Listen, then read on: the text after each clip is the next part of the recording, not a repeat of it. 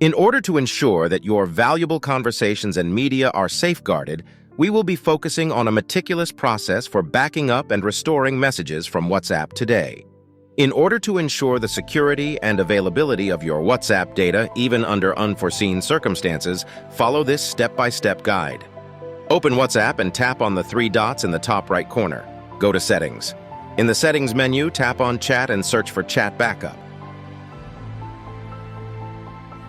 In Chat Backup, select the Gmail account in which you want to back up your data.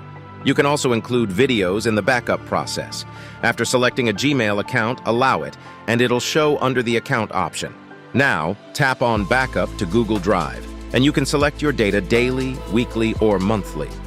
Select the Anyone category, choose your Gmail account, and save it.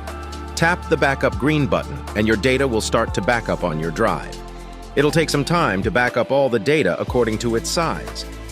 Finally, your data is saved on your drive. You can safely back up and restore your messages from the WhatsApp application by following these detailed instructions. To ensure that you always have your conversations, images, and videos stored on the disk, please keep a regular backup. Thanks for watching.